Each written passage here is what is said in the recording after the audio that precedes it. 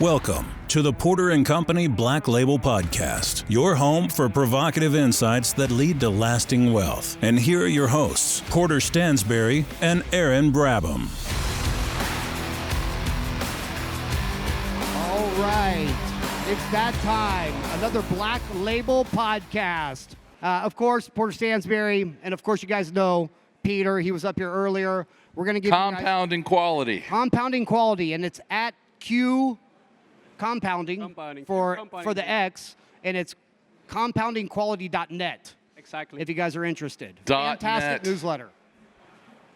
Anyways, I had a lot of requests. I've talked to a lot of people that are fans of the Black Label show. I'm not sure why. We do our best to entertain, but they do love it. And it was required that I had a gin and tonic in my hand. Back in the old days. So, thank you. Woo! Yeah, those shows cost me about $500 million. Not sure that was a good idea. Yeah, I am curious, sorry to interrupt, but I'm curious, how many people here have listened to the other podcast I did, the one with Tilson about McDonald's? All right, fair amount of folks. Yeah, we're going to be recording the next episode. I think it's going to be about Berkshire. So look forward to that. That'll be done before the end of the month. And sorry, I didn't mean to distract you. Look, the Power Law. This is the Black Label. Trust me, the Power Law podcast is definitely worth your time. This is entertainment. This is entertainment. So I figured I'd have some silly bits and all that, but actually let's get some investing information out there because we have a very talented guy here, Peter, as you know. But I do want to thank everybody for being such fantastic fans, and all the haters out there that didn't tell me, thank you for that too. Peter, my question for you is, in your worldview of high quality investing, how important is diversification in your mind? It's like what Buffett said, right? Diversification makes no sense if you know what you're doing. So what I usually say to people is, when you start out, in the beginning, you will always make plenty of investment mistakes. So in the beginning, probably makes a lot of sense to diversify your portfolio globally, per sector, and so on. But the more experience you get, the more you can basically take convictions in certain companies. It's like Warren Buffett made all his wealth via 10 stocks. You have Nick Sleep, who basically invested in only 3 companies, Amazon, Costco, and an undisclosed one. And that's really how you can make a difference as an investor. So for me personally, I try to invest in 15 to 17 stocks. But it's also 15 to 17. Yes, exactly. But it's also, like already mentioned during the presentation, we are fishing a bit in the same pond, meaning you want the best companies in the world. You are really strict. So worldwide, there are 60,000 listed stocks. When I use the criteria I want to use, well, less than 100 remain, basically. And out of those 100, there are plenty of companies that trade at such a lofty valuation level. For example, for me personally, Constellation Software is a company I would love to own, Copart as well in the US, but they are so expensive that you don't want them. So you want to pick the companies in this list that trade at reasonable valuation levels. And that's why you need to be strict, because only a few fit all criteria. That was kind of mean of us to leave Peter out. He went for the water, and I said, hey, man, we can cover any topic you like. He's like, I'm going to kind of stick to this investing thing. And so I was like, let's give him the water. Woo. All right, well, that makes a lot of sense. I understand what you're saying. My favorite situations are where you have a company that has been very, very poorly run, and then you have a new management team that comes in that understands what we understand about capital efficiency and about running the business the right way. Unfortunately, the very best investment I probably ever made in my life was buying Hovnanian, the home builder, in 2018, 2019. And I think it's up about 3,200% since then. And I tried to get all of us into the deal when the stock was still low, it was maybe in the 30s. And I got scared out of it because of mortgage rates. But that was a business that was very poorly run. It was heavily indebted. And then they got wise, so they sold off all their real estate, and they started running the business using the NVR model. And now they're making progress, but they're at probably about 80% of all their builds are from option land as opposed to owned. And NVR, of course, is at 99%. They're the industry leaders. And I've watched the other home builders begin to spin off their real estate into separate REITs. I don't know if you've seen that or not, but I think Lennar just did it most recently. And I think it's going to make those businesses way better businesses. So you could see a re-rating of these stocks where they've always traded at 6 or 8 times earnings. You could start seeing those good home builder stocks, NVR, Lennar, DH Horton. They should, as a capital efficient business, they should be trading at 25 to 35 times earnings. So you could see a big re-rating in the housing stocks. And I'm not quite sure if you guys get this or not. You may not know as much about economics as I do. Ha ha ha. But Kamala's plan to give everybody $25,000 to buy a house with is, of course, just going to make the home prices go up. It's not going to make it more affordable, dimwit. So, anyways, I think that's a very interesting structural change. And when you see those kinds of things happening, if you're an investor, you should pay attention. Porter, let me ask you a question. And I know we've talked about this with Keith Kaplan. He was just up here with trade stops. Had you had instituted the trade stop software for the Hovnanian, would that have kept you in that trade? Absolutely, yeah. Yeah. It's also maybe to add there what I think is... The good news is my wife didn't sell it. That's the good news. What I think you guys are doing well is, for example, what you mentioned, okay, you need to look for the turnaround stories. For me, that's not the case. I want to basically buy companies that have already won. But in the investment world, well, there are multiple roads that lead to Rome, basically. Not sure if that's a saying in the US. Yeah. I hear what you're saying, Peter. And I want to be really clear about something. I'm not suggesting you should invest in turnarounds, because they often don't. Mm-hmm. I'm saying that when you have a good business, when you have a winning business that's been in business for 40 years and it really knows what it's doing, and they make a structural change to permanently increase their capital efficiency, it's a great time to buy. McDonald's, by the way, did the same thing between 2011 and 2014. They got rid of virtually all of the restaurants that they owned at the corporate level, and they franchised even a higher percentage of them out. Used to be McDonald's was about 60% franchise and 40% corporate. Now it's about 90% franchise and 10% corporate, and that's really made a big difference in the capital efficiency, and so therefore in the multiple. That's what I'm talking about. That's not quite a turnaround situation. Exactly, but what I wanted to add as well is some people like biotechnology companies, some guys like distressed debt, that you have multiple options available. And also, everyone knows the famous saying, well, cut your losses and let your profits run. But you can also invert it, turn it upside down, and just look at the companies that have already done really well in the past, because winners usually tend to keep on winning and the other way around, and just to stick to those kind of businesses, and that's exactly what I want to do. But you are right, when you, for example, there are plenty of studies about 100 baggers, so companies that went 100x, and those are usually the great businesses that are still undiscovered, so they trade at whatever. He spoke at our conference last year. Really? Yeah. So that's amazing. So then you have the multiple expansion and the earnings growth, you go to the intrinsic value, and that's really where the magic happens and where the snowball keeps rolling. Yeah, and if you, we've been talking a lot about this in the journal and in the editorial, but when you realize that about 7% of all the equities derive 98% of all the returns, you start really trying to figure out which company is going to be a power law winner. And if you start doing that even a little bit better, you really will improve your long-term performance. Because what you most want at an investment is to not have to sell it, to let it compound for decades, and then to provide you with a great retirement through its dividend payments. And I watched my dad do that. He worked for the Coca-Cola company, and he reinvested as much money as he could every year from his salary into the matching Coke stock, and they kept increasing the dividends every year. So by the time he retired, he was making more in dividends than he was making in his salary. And I noticed, I just saw on Twitter today that McDonald's just increased its dividend for the 48th year in a row. I mean, that's a growth stock. And it's just funny how people dismiss it because they don't understand what an incredible business it is.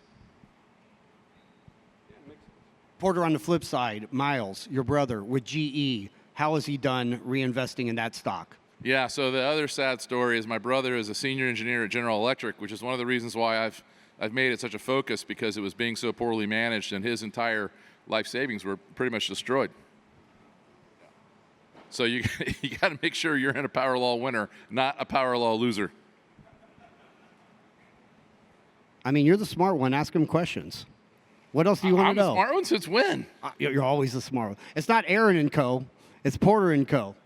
Peter, I'm interested in what you did and as a professional in finance. You said that you worked in finance before you started this business.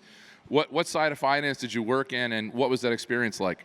Yeah, basically, in short, I always was interested in stocks, so I started investing at the age of 13, 14. So that's when it started for me.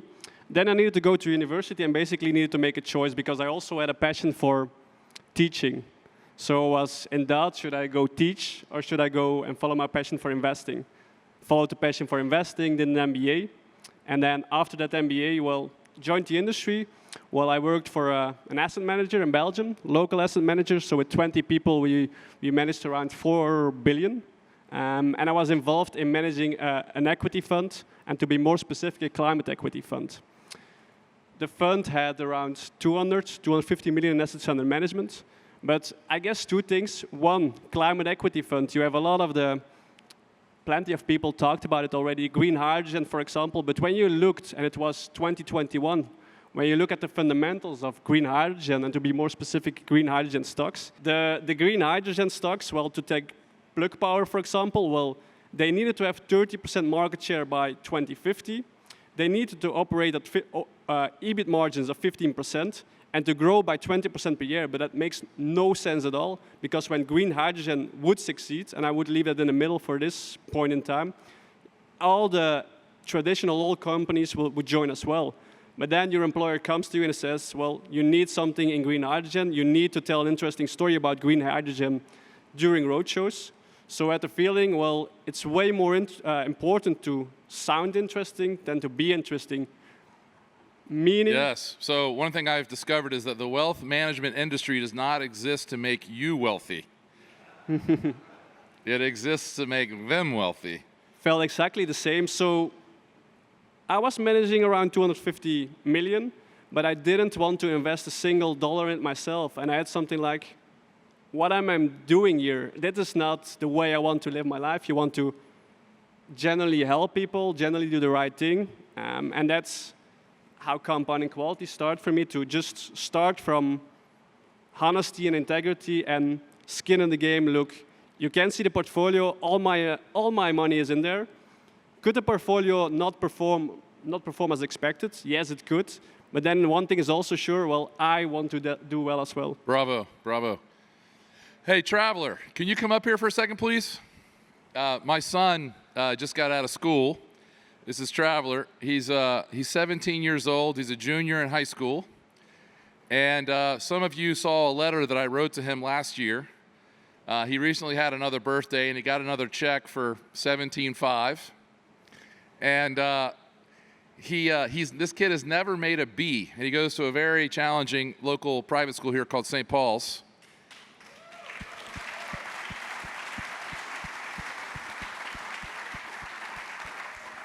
You got to talk into it like you're Sinatra. How we doing? And well, I just wanted to ask you, do you think you're going to make a B this year? I hope not. If I do, it'll be in physics. In physics, okay. Yeah. Well, I only beat you once for that. Okay. Traveler learned how to use a Bloomberg terminal this summer, which I think will be a pretty useful skill for him. And he's learning some basics about investing, like margin of safety and some other core concepts. And I'm just wondering, have you decided what stock you're going to buy with your birthday money this year? I have not. I haven't put a lot of thought into it yet. I've been doing school and stuff. All right. Well, let's ask the audience. What's some nominations for Traveler's birthday money this year? Bitcoin, Alibaba. Those are good ideas. Kinsale, that's a great idea. McDonald's, it's a little expensive at 24 times, but probably worth it. Hershey is getting cheaper. I definitely, if it was around $1.50, I'd say that's a no-brainer. I was thinking Procter & Gamble. Boo. A little expensive. Boo. Boo. I mean, it's got Lindy and it's got Tide, and you can't beat Tide, can you? As long as you don't eat them. Yeah, don't eat them. No, don't do the Tide Pod challenge. Any real desire to have Bitcoin? Do you own any Bitcoin, any crypto? No, sir. You don't have to call me sir. We're friends. All right. Well, we're going to try to talk him out of P&G. I think P&G is unfortunately, it's a good business, but it doesn't produce the kind of compound results I want to see for a long-term investment because it's in such competitive markets. It just can't generate enough margin. It doesn't really have any new innovations either, so it's not growing. Exactly, yeah. Now, let me ask you this. What about all your buddies, and Porter kind of talked about this, are they into the nicotine pouches? Oh, yeah. Oh, that's a growth area, and that might be a stock that we love. What did I teach you about Philip Morris? Don't receive dividends. Don't pay dividends to people. Yeah, I told him there's two kinds of people in the world: the people who are addicted to nicotine and pay money to Philip Morris, and then the people who own Philip Morris and collect dividends. I said, make sure you make the right choice on that one. One of life's little intelligence tests. What else? Tell the audience one thing you learned this summer using the Bloomberg and doing research. How much reading I have to do compared to what I normally do. All right, you're a good sport. You're dismissed.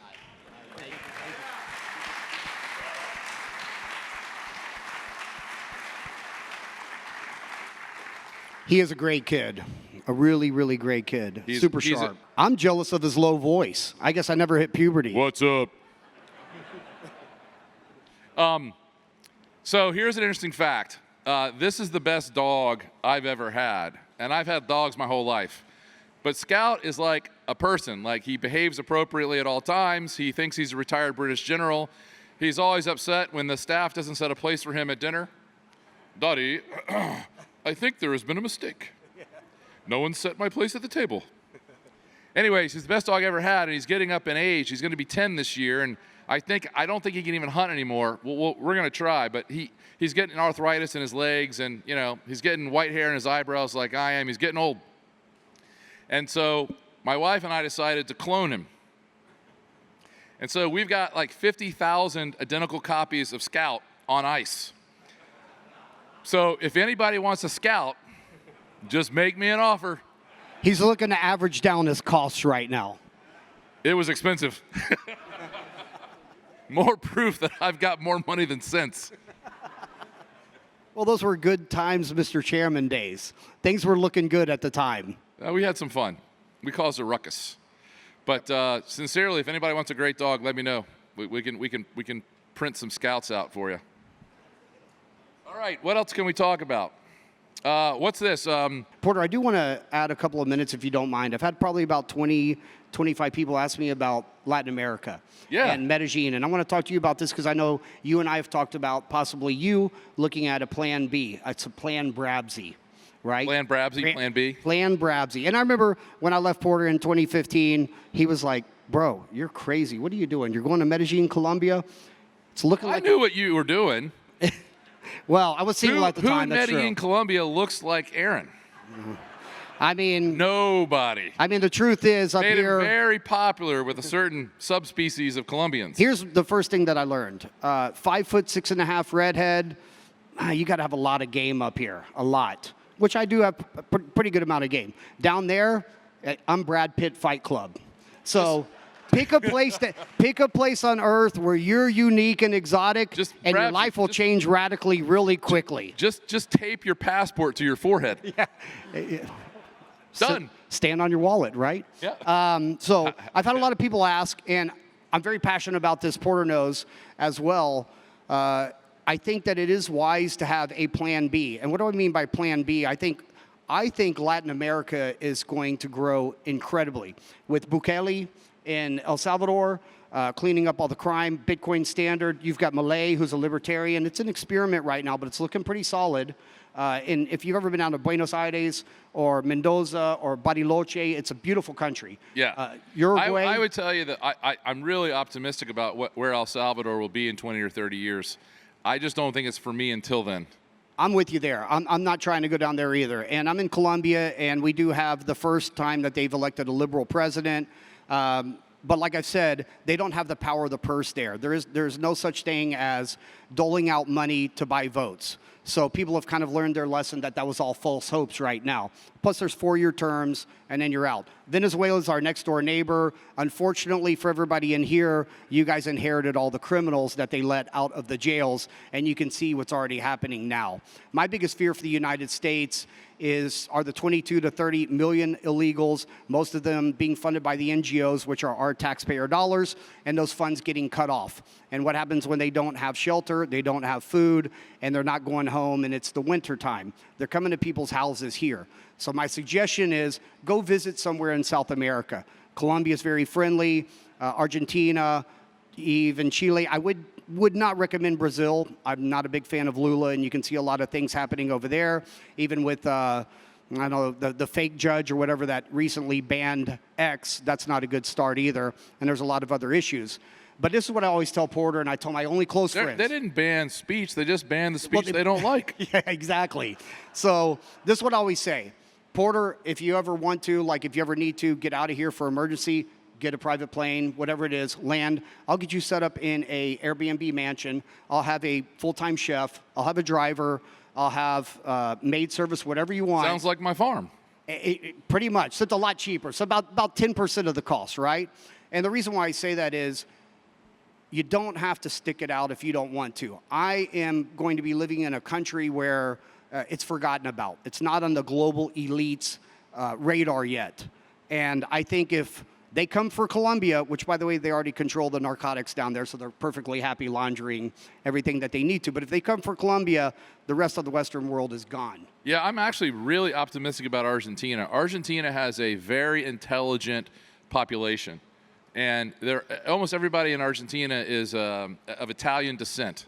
If you've ever been to Argentina, it's a really beautiful culture, beautiful people, beautiful food, incredible climate, ridiculous natural resources, mountains, beaches, great culture, people, and everyone in Argentina. And your typical Argentine is an Italian who speaks Spanish and wishes he was British, which is a really good combination.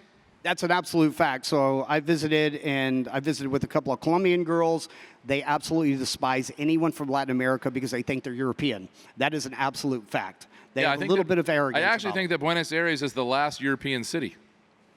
Yeah, great wine too. Yeah. So I highly recommend it. Anyways, I just wanted to let you guys know that it's very easy to settle. You don't even need to speak Spanish. It helps if you're going to live there permanently to be accepted by the culture. But Airbnbs will get you down there immediately. Let me ask a show of hands. Is there anybody in the room that was with me when we did our investment tours of Argentina in 2003? Right here. Yep. 2. Great. I think it's time to do that again.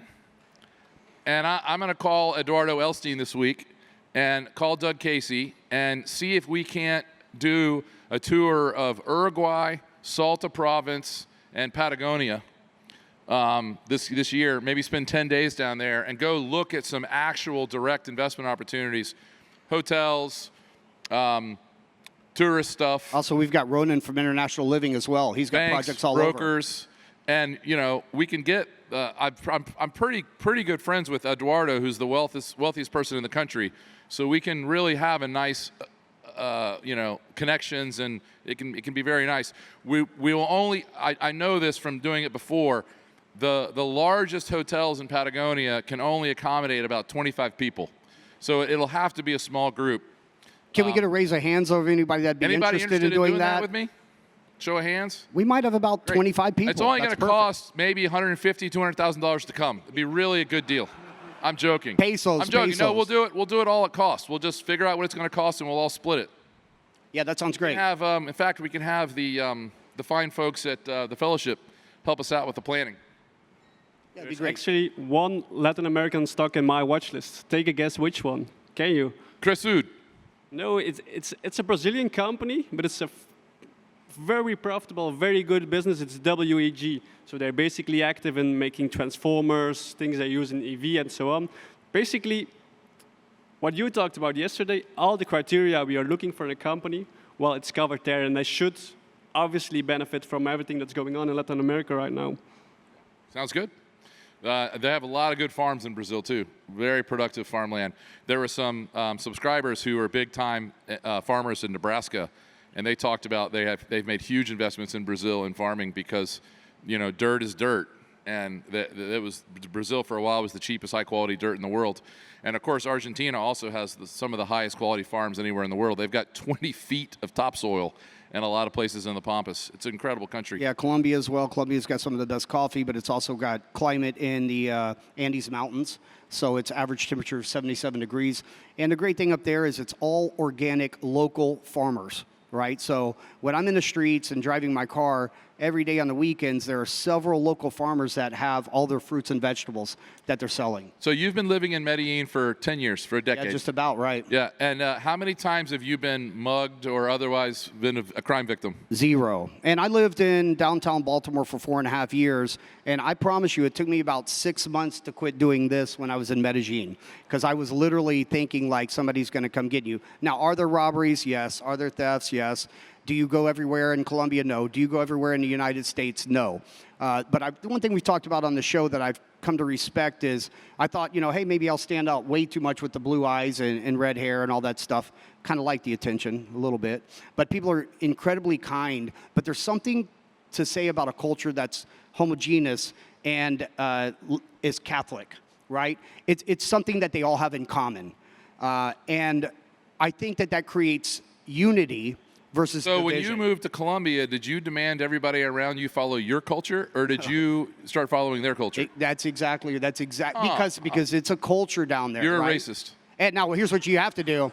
You got to live, laugh, and love because they love to dance. There are probably 24 3-day weekends, and all you hear is music in the streets and people cooking together in communities. And even during COVID, they tried to lock down some areas like I was in, but the barrios, because there is no support, and all the police and all the military live in the barrios, they didn't try to put face masks on anyone, and they didn't close businesses. COVID didn't happen in Miami Beach either. Everyone was like, fuck off.